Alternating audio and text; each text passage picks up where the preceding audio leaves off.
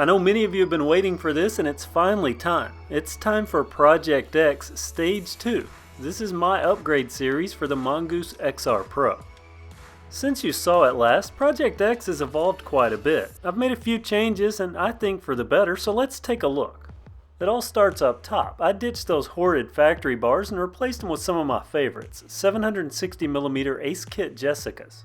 Then I swapped the Stage 1 Truvative stem for an Ace Kit Felice. It not only looks good, but it also puts me in a better riding position. And while I was changing out things on the bars, I looked at those brake levers and I decided to ditch the mechanical disc brakes in favor of some Tektro Origa hydraulics. I've used these on a few bikes and they've worked out well, so why not try them here?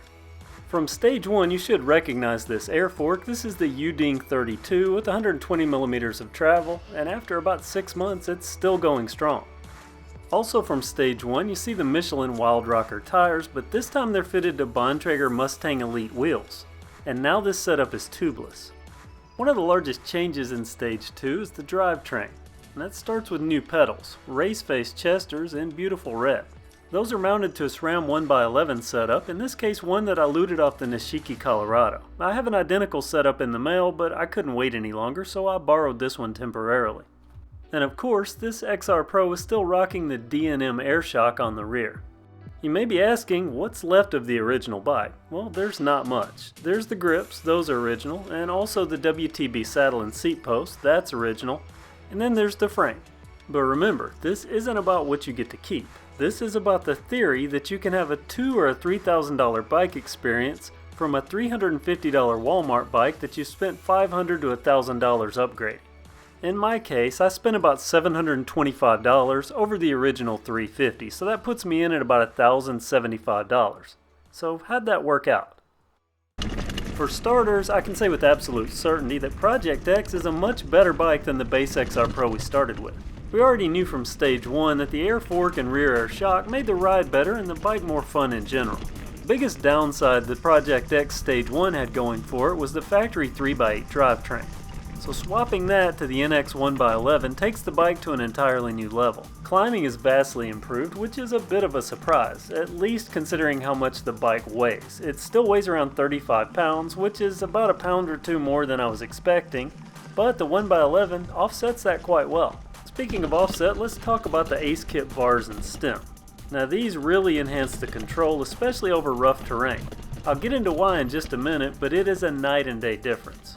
So far, I have a bike with a decent suspension, adjustable gearing, and a more usable riding position. And settling all that to the ground, well, that's the tubeless setup. Converting this bike to tubeless was a great decision. Not only does it give me the traction that I need to climb and help augment that 1x drivetrain, going downhill, I have great controllability, thanks not only to the tubeless, but the tubeless in conjunction with the air suspension. Overall, I call Project X a success. This is a bike that there's some things about that I like more than others, but overall, I think that the frame, which is supposed to be the big deal of this bike, I think it's probably as tough as people say. I haven't had any issues with flexing or with the welds. And when you pair it with the front and rear air suspension, it's an okay setup.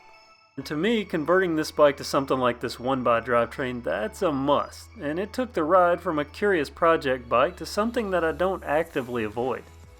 There's also the added bonus of the NX and its reduced chain slap and drivetrain noise. Going hydraulic with the brakes is a personal choice because there are some people out there that still like mechanical, but it did improve stopping power at least twofold. Back to the stem and those bars. Now, I went with this setup for a reason. The XR Pro has a weird geometry, but you kind of get what you get on a bike in this price range. But because of the geometry, this was the only setup that I could find that put me where I felt like I needed to be on the bike. Now your mileage may vary here, but this works for me. So I've already mentioned $725 on parts. By the way, I've got all the parts listed in the description. Note the wheel set is different. I'm going to be taking these wheels off, putting them on my X-Cal. I'll be using the wheel set in the description for this bike in the future, but roughly $1,075 in parts total. So how did this stack up? Is it a $2,000 or $3,000 experience? That would be a no. I mean, maybe you could improve the suspension a bit more, but I still don't think you could get there. It is, in a less polished sort of way, kind of like the Raleigh Kodiak 2 experience. Now remember, that's a $1,400 bike.